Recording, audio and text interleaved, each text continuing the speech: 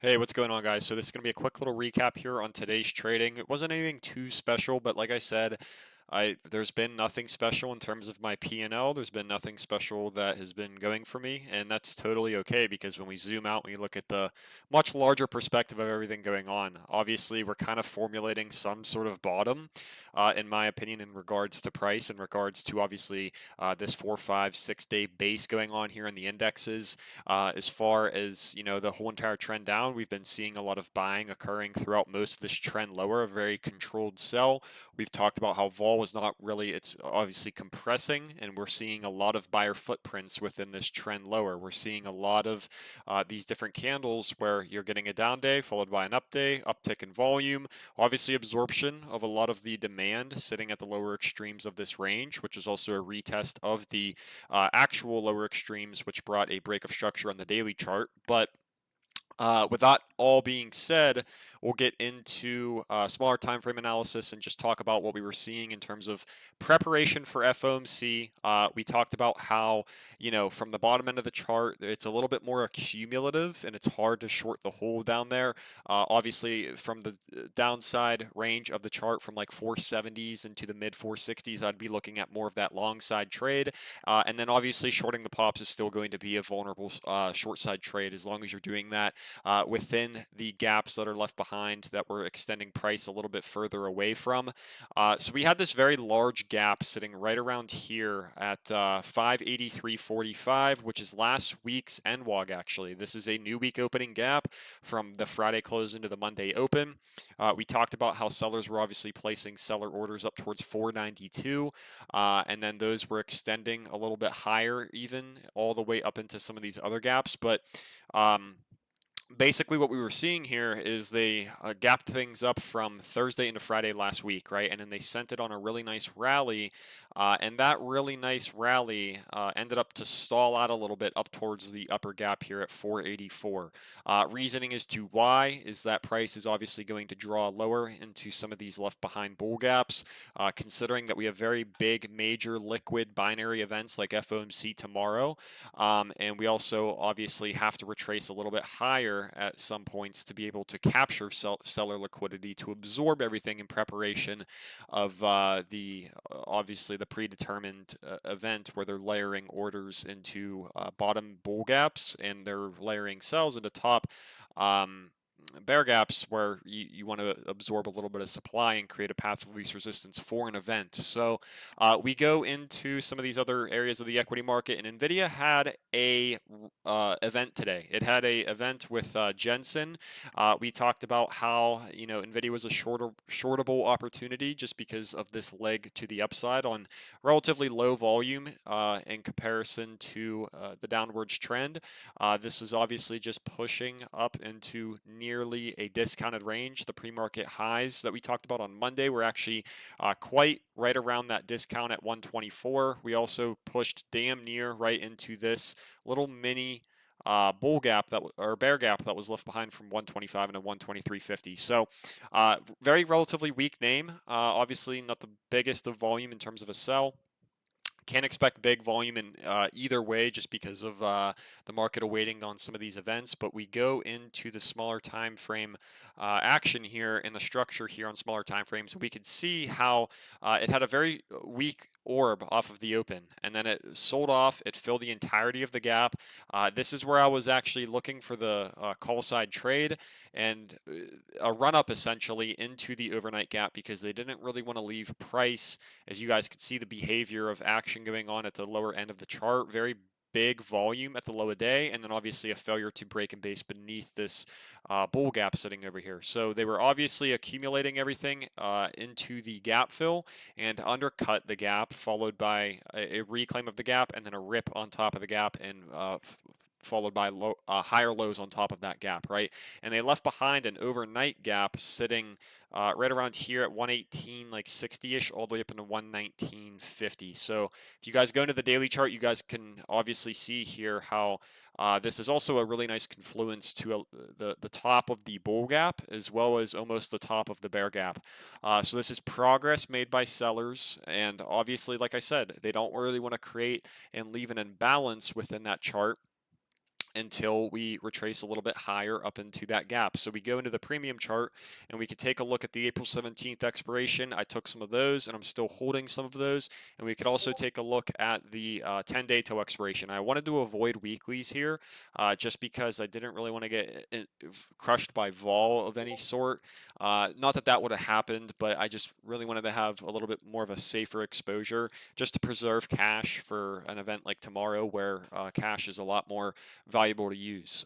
So we go over into the premium charts here and we can see how right around here was obviously the pullback into that gap. And this is actually where premium got a little bit cheaper beneath that opening sort of area. So we can consider this a daily, an intraday discount in terms of value of premium. And then we got a higher low right on top of that orb candle. So on the premium chart, you can see how a little bit of technical analysis will work here.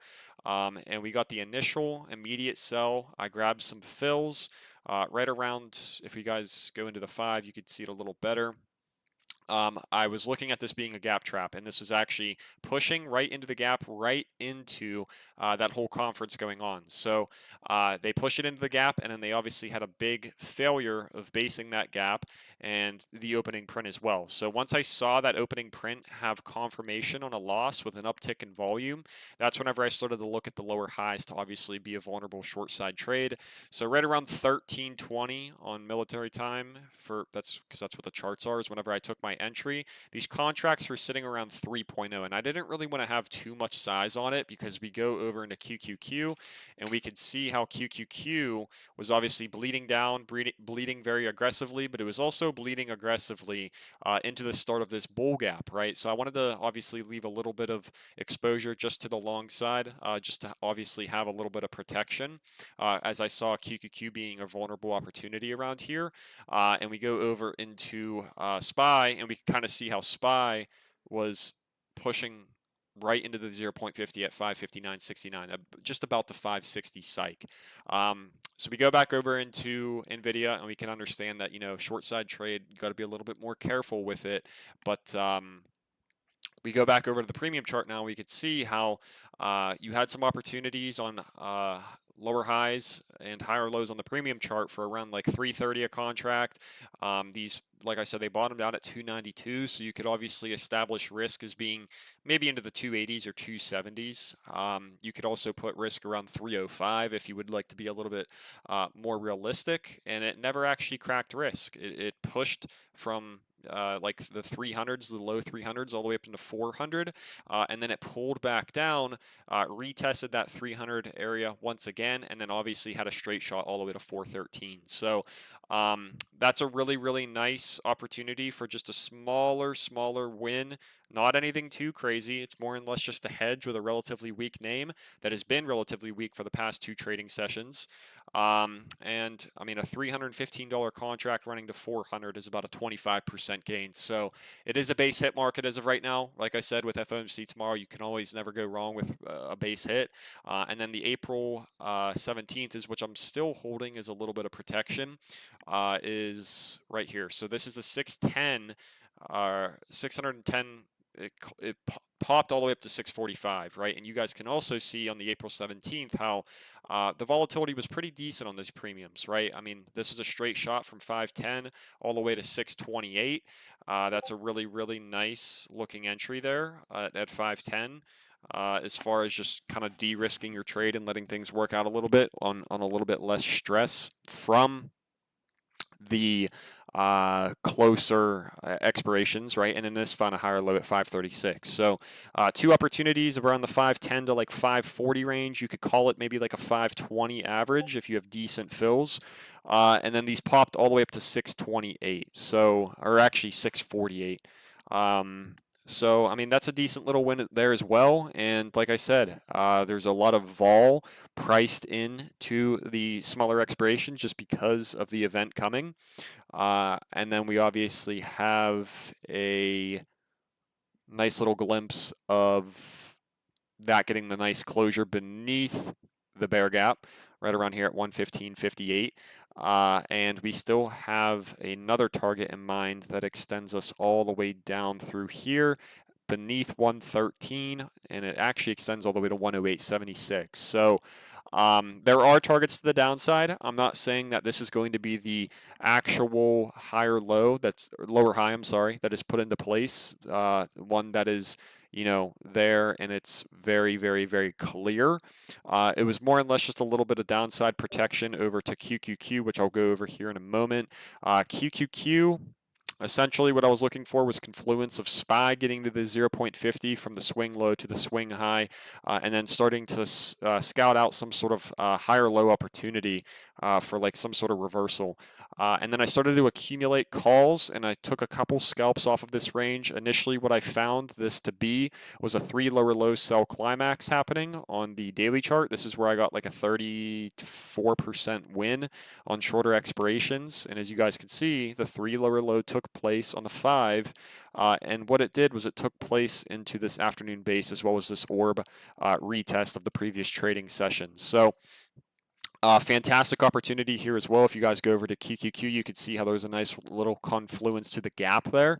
And when we go take a look at that one, we can see how QQQ 10-day till expiration options here. And I still hold a couple contracts of this, but I took off most of my exposure just because we never saw any true follow through. Right around here was whenever things started to bottom out at 540, and then you had a really nice base around 570. You don't have to catch the entirety of the bottom, but 570 fills to like 560-ish, 580-ish. Just that general area should be a decent little opportunity. These did take a rally all the way up to about 680. So yet again, like I said, about a 20% win intraday on those, if you're willing to take that. And obviously, if you could put it into a little bit of perspective of like current trading session high, current trading session low, it was just right about into that golden pocket, right? And you guys can see over within SPY, it was just right about into equilibrium. So there were opportunities in very clear areas to obviously take profit from. We never had a true break of structure on higher time frames like a 15-minute. We obviously had these lower high attempts right around here, and then we never had a true 15-minute break, base, and go for the full on-out reversal. And then as far as shorter expiration goes, you could have traded like the 2 or the 3 or the 6. I stuck with the 3, and then I did a little bit of 1. So with the 3, it was these right here. And as you guys can see in the sell climax, these popped down to 290. They took a rally to 350, and then there was an opportunity for a higher low off of about 300 apiece.